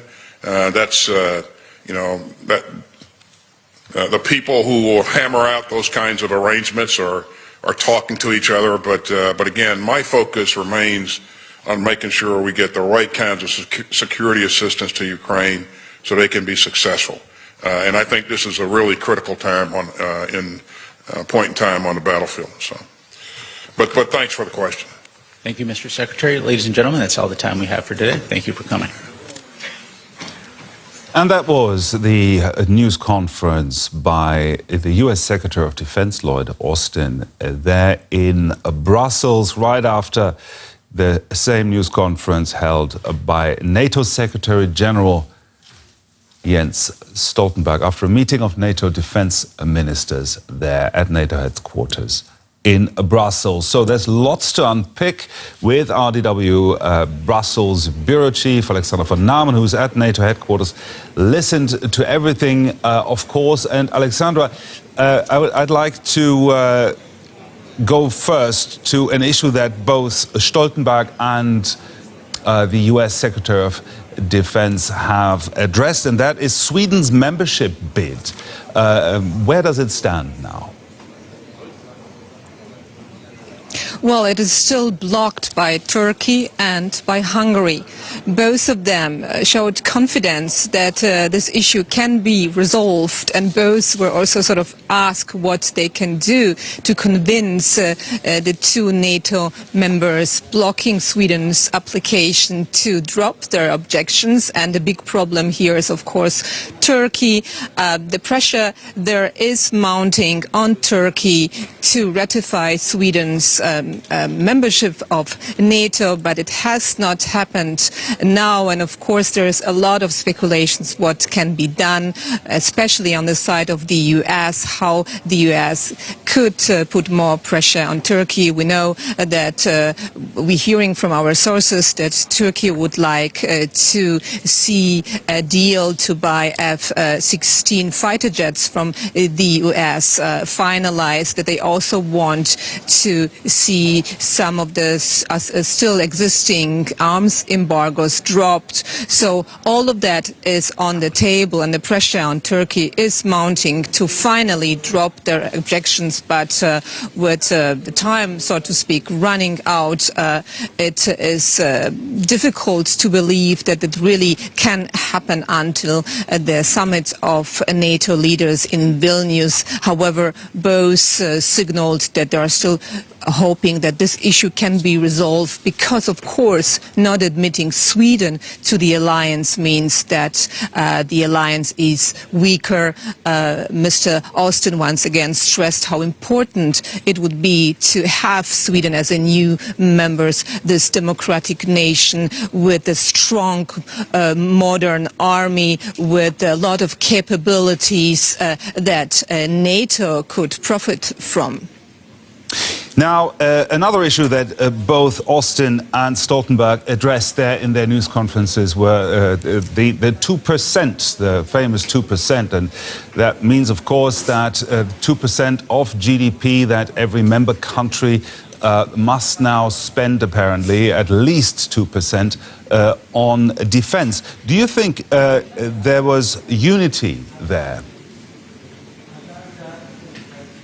Well, I don't think that there is unity now, because there are some NATO countries who have not hit the target yet, and who are saying, for instance, Canada, they are spending currently about 1.3% of GDP on defense. They are saying that it's difficult for them to spend more. But both Jens Stoltenberg and Lloyd Austin said today that they are confident that there will be an agreement agreement by all allies because, of course, facing this very difficult and changed geopolitical situation, Russia's war on Ukraine, more and more allies understand that they need to spend more, that there is a need to have those 2% as a floor, not a ceiling. Germany, for instance, will hit the target next year and in 2025. However, only due to the special funding that they will invest on to buy new weapons and weapons systems. So the prospect is for all allies to agree on that, but they are not there yet. Another important issue both leaders addressed was NATO's nuclear posture in response to Moscow stationing nuclear weapons in Belarus. What did the NATO chief and also the US Defense Secretary say that NATO's reaction would be? So both of them very cautious here, and one senior official told me that they believe that by announcing the transport and stationing of nuclear weapons in Belarus, that is what Putin is trying to do, to unsettle NATO's decision making, to confuse them and to force them to react. So both leaders were very cautious in their remarks. The NATO chief, Jens Stoltenberg, said in a quite of sort of new wording today that NATO has seen some preparations, that this decision announced by the Kremlin could happen, that they are preparing for transporting nuclear weapons to Belarus. However, they also stressed that it's not the decision now to react to that. So they are staying very calm, but stressing that, of course, NATO is adapting their nuclear strategy accordingly to what is happening on the ground. Alexander, there was also a talk about the NATO-Ukraine Council. I don't know whether much more is known about this beyond what Stoltenberg said in the news conference. What can we expect there? What is that going to be? So we have to remind ourselves that at the moment Ukraine is meeting with NATO and NATO allies in the so-called Ukraine-NATO Commission. And now the decision is there by all NATO allies that this political status of Ukraine with NATO will be upgraded. So this new Ukraine-NATO Council will be established, and that will mean that Ukraine will be meeting with all the 31 allies as equal. They will talk about all important issues. They would have access to probably more intelligence sharing. They will have access to more areas of cooperation. So this is seen definitely as an upgrade of Ukraine's political status with NATO as a much, much closer cooperation. And I think we're going to leave it here. DW's Brussels Bureau Chief Alexander van Namen there, reporting from NATO headquarters in Brussels. Thank you, Alexander. And we move to other news. The Greek Coast Guard says it will end an operation to find survivors of Wednesday's boat tragedy later today. Between 400 and 750 people are feared to have been on the vessel when it capsized and went down. 78 people have been confirmed drowned. Another 104, all of them men and boys, were rescued and have been taken to a camp north of Athens. All women and children were reportedly below deck. Authorities say there is no hope of finding anyone else alive. Greece has been criticized over its handling of that emergency. And earlier, I asked Judith Sunderland from Human Rights Watch what she thought about the Greek Coast Guard's response. Well, yes, they absolutely could and should have done more. Of course, there are many, many outstanding questions about what happened. And that's why we need to have a full and credible investigation. But I can already say that arguing that they were justified in not providing assistance because the passengers on the boat didn't want it is unjustified. It's not a legal argument. The boat was clearly in distress, it was clearly unseaworthy and overcrowded, and the Hellenic Coast Guard, and indeed any vessel in the area, had the paramount obligation to provide assistance. Do you have any reason to doubt what the Greek Coast Guard is saying? It's very early to tell. As I said, what we need to see is a full and credible investigation. I will say, however, that there have been several instances in which we and others have documented misconduct by the Hellenic Coast Guard, including participating in pushbacks of boats and individuals in the Aegean Sea. So there are precedents to raise some very serious questions about their actions. Now, a moment ago, we heard from a Greek politician, the former PM of Greece, Alexis Tsipras, that legal migration routes are needed. Is that a viable solution? Well, of course, we and many others have been calling for years for the creation and expansion of safe and legal channels for asylum seekers and immigrants to reach the countries of the EU without having to risk their lives on these incredibly dangerous journeys. What instead we see is the EU focusing on sealing its borders, on pursuing deterrence measures that only make these journeys more expensive and more dangerous. And we've also seen the EU abdicate almost entirely its responsibilities for search and rescue at sea. Do you think that enough is being done to fight the traffickers? Well, I think that it's actually something of a shameful diversion of EU politicians and decision makers to focus on the role of smugglers and traffickers. Obviously, there are extremely unscrupulous smugglers, and traffickers are committing very serious crimes. But people turn to smugglers because they have no other options. And the increased availability of safe and legal channels would certainly help to minimize the number of people who have to turn to smugglers and put their lives and livelihoods in those hands. The broader responsibility, I would argue, lies on EU member states and EU institutions that are failing to adopt rational and humane, rights-respecting migration and asylum policies. Now, Greece and Italy are among the main passageways into the EU for migrants from Africa, Asia and the Middle East.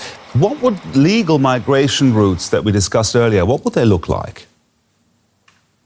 Well, there are all sorts of options. I mean, one very obvious one is increased resettlement of recognized refugees. There are millions of refugees around the world identified and recognized by also by the UNHCR. There's a whole system in place for resettling people from the countries where they first fled and were recognized as refugees to other countries where they can really rebuild their lives. The EU has a very poor record in the number of people that it resettles every year.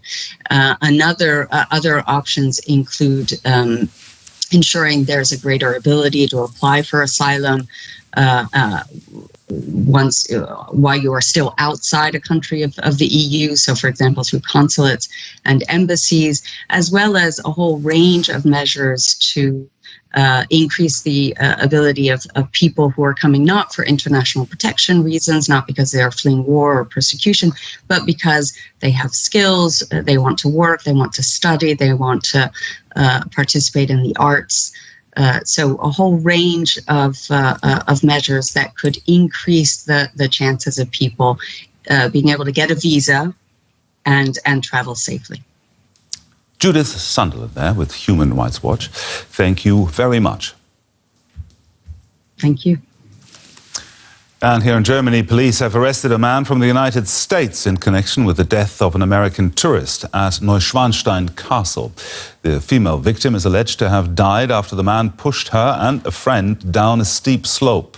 They reportedly had resisted sexual advances by the man.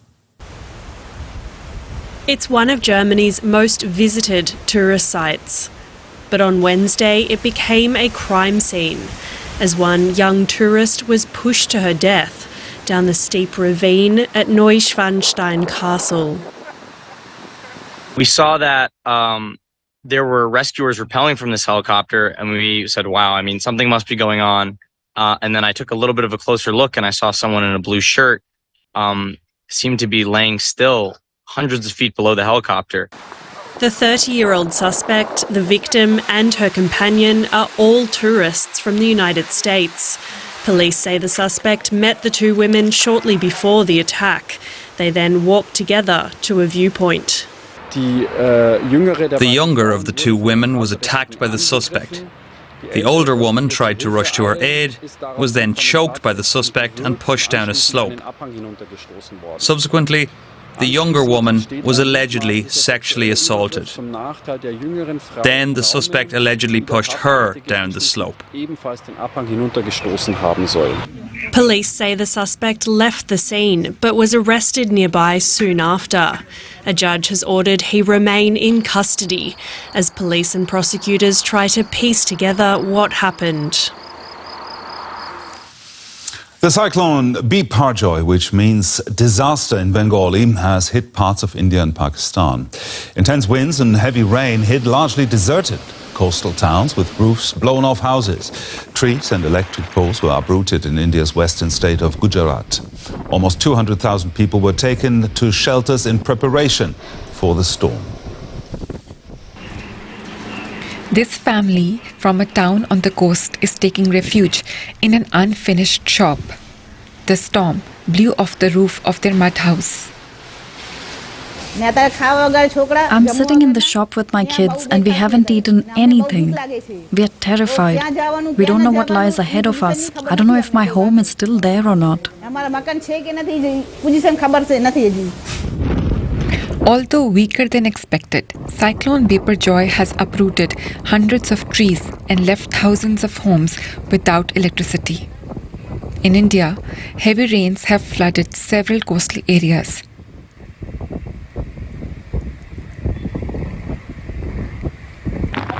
Emergency teams there have been struggling to access cut-off villages. Southern Pakistan, where the impact has been smaller, last year witnessed deadly floods, which had affected more than 33 million people. So the authorities here say they remain on alert. Scientists say cyclones triggered by warm waters are becoming more frequent and intense. Temperatures in the Arabian Sea, where the storm formed, are now higher by up to 1.4 degrees Celsius than 4 decades ago, leaving millions of people vulnerable to extreme weather events. You're watching DW News. Here's a reminder of our top story.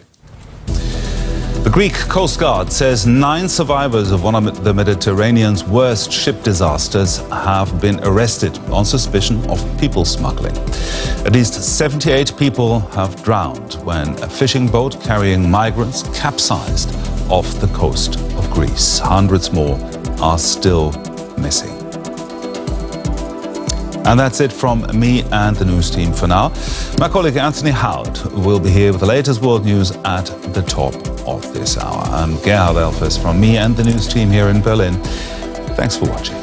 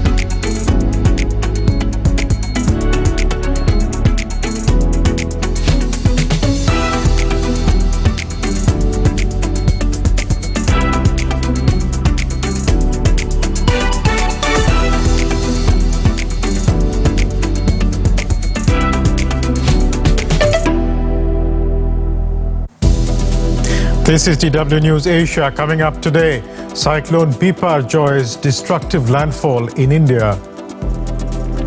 The country's western Gujarat state experiences strong winds, rain and damage as Biparjoy makes landfall.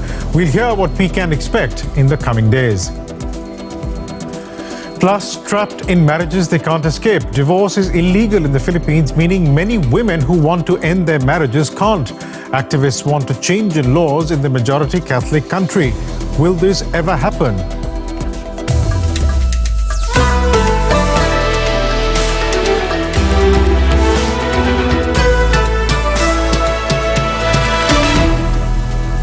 I'm Biresh Banerjee. Welcome to DW News Asia. Glad you could join us. At least 2 people have died in Western India as Cyclone Biparjoy came ashore on Thursday. The storm knocked down trees and power lines and threw shipping containers into the sea. It was packing torrential rain and sustained winds of 125 kilometers an hour when it made landfall, but has since weakened. Several injuries have also been reported, though the full extent of the damage has yet to become clear. And joining me now for more on this is DW correspondent Nidhi Suresh. Nidhi, what is the government saying about the damage caused so far? So the cyclone Biparjoy made its landfall yesterday evening, 6:30 p.m. local time, and continued on till about 2:30 a.m. At the moment, there were reports coming out that there had been 2 deaths, a father and a son. The government, however, has made it clear that these deaths happened before the landfall of the cyclone. We're seeing people being injured. Rescue officials are still evacuating injured people and people who are in the vulnerable coastal areas of Gujarat, which has become the center of where the cyclone's worst effects are being seen.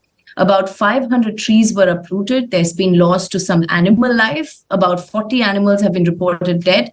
This number is likely to increase once the full assessment of the damage has been made. We're also seeing that the Kutch region, which is the most affected region, has suffered about 40%. The district's 40% of the district has suffered power outages.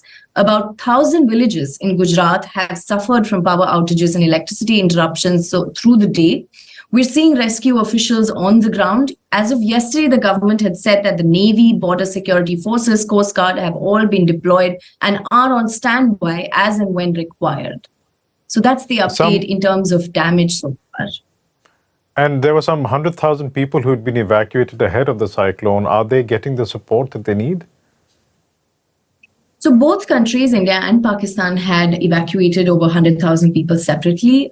There was special preference in India, at least given to pregnant women. 400 of them had already been shifted to healthcare centers. There are reports coming up now that there are supply shortages in the shelter homes. As you know, the shops have been shut in the areas for the last couple of days. So families which are at home and are at the shelter homes are complaining of supply shortage. Nothing catastrophic has been reported yet.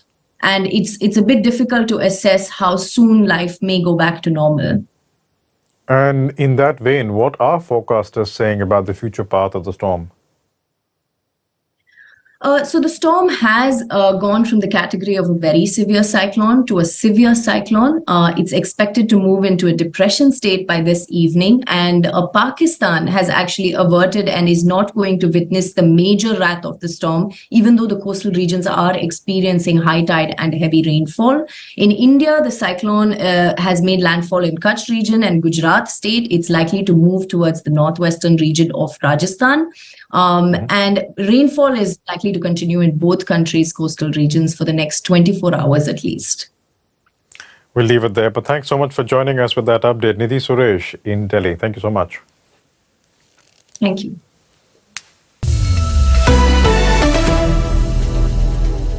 We want to be free. That's the message of an increasing number of women in the Philippines who are trapped in marriages they cannot escape. That's because divorce is illegal in the Catholic majority country. The only other place in the world where this is the case is the Vatican. Calls by activists are growing louder for divorce to be legalized, but they face a powerful opposition. Our next report introduces you to a woman who's been fighting for more than a decade to legally be separated from her husband and who is now slowly losing hope. Stella Sibong's marriage was a nightmare from the start. Instead of partnership, there was abandonment. Instead of love, there was abuse. I filed a petition to annul my marriage so I could be free, so I could move on from the trauma that I suffered before. I need to be free so I won't be called immoral or a mistress. The Philippine mother of 3 has spent the last 11 years trying to end a marriage that she never wanted in the first place. Her parents forced her to marry when she became pregnant. There were times when I couldn't sleep and kept thinking, why is this so difficult? Why are we, the ones who experienced suffering, abandonment and abuse, being punished by the law? The law says divorce is illegal. Its main supporter, the country's powerful Catholic Church.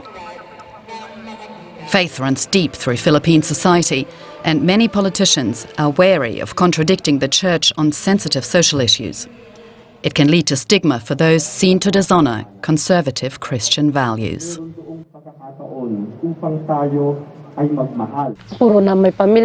I tried to save our marriage several times because I don't want to suffer the same fate as my mother, who was also separated, but it's really not possible, and my children suffer more from that. With divorce being no option, Stella Sibonga filed a request for her marriage to be annulled.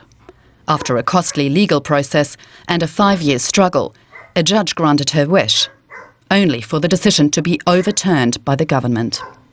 It's left Sibonga's entire future in jeopardy, and that of her family, which now includes a new love.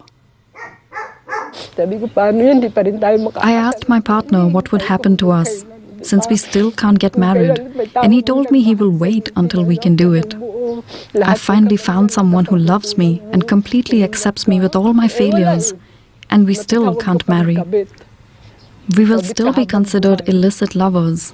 We'll always be illicit lovers.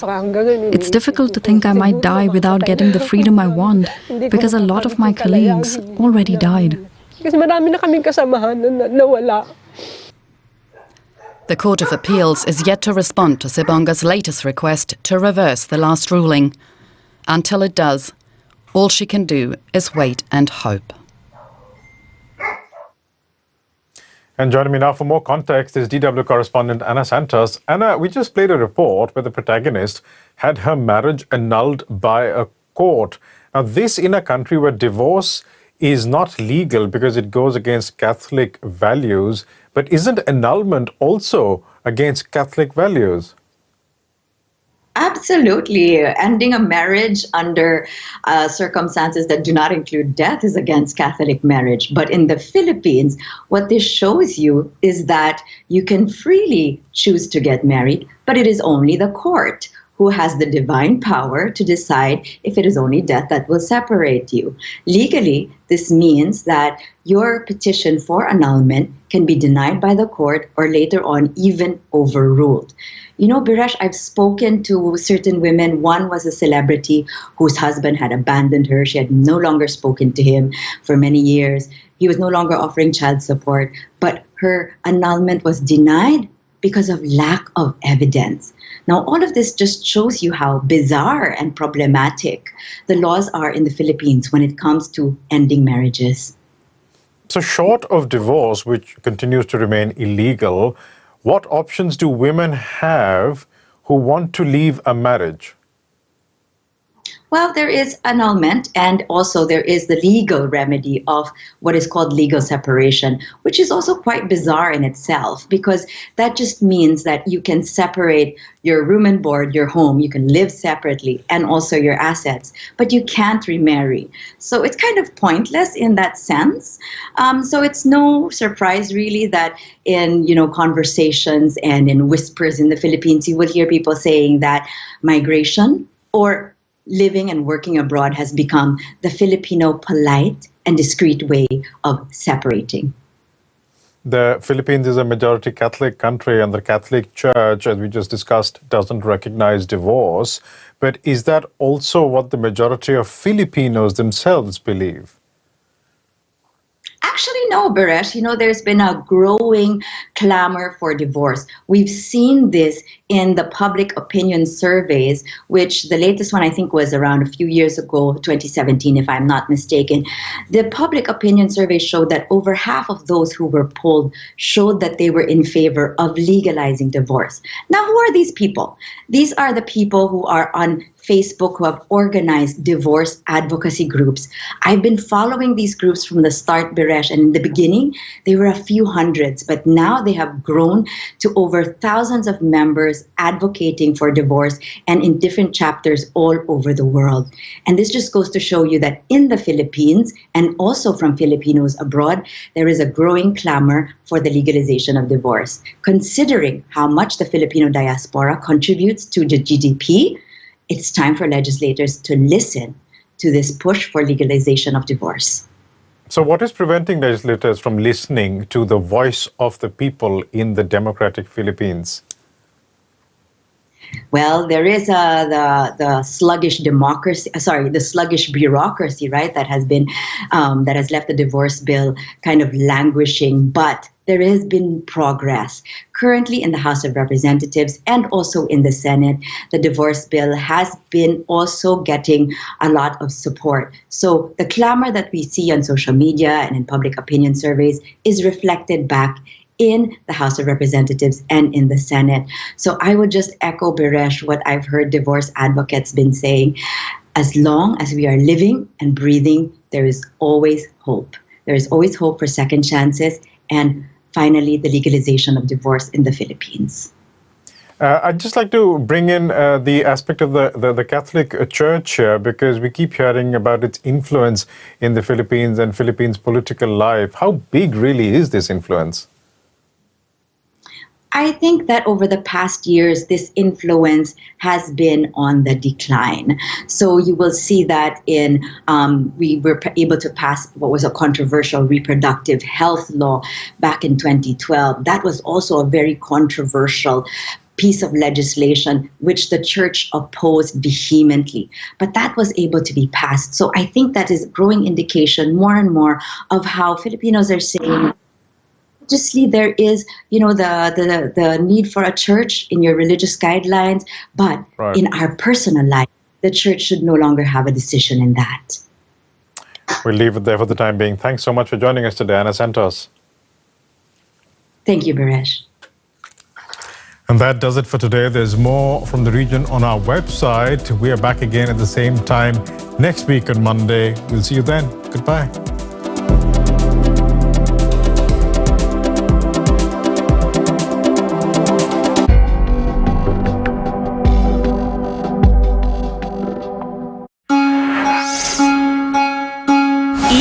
India.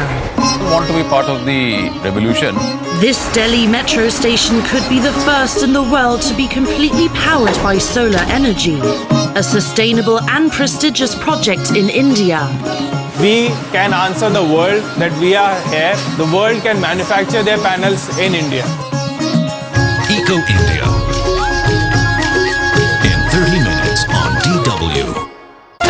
He meets Tina, a sex phone operator who wrote her master's thesis on the potato. Raring to read. Not a turn-on? Well, it gets more ridiculous from there. The DW Literature List. 100 German must-reads.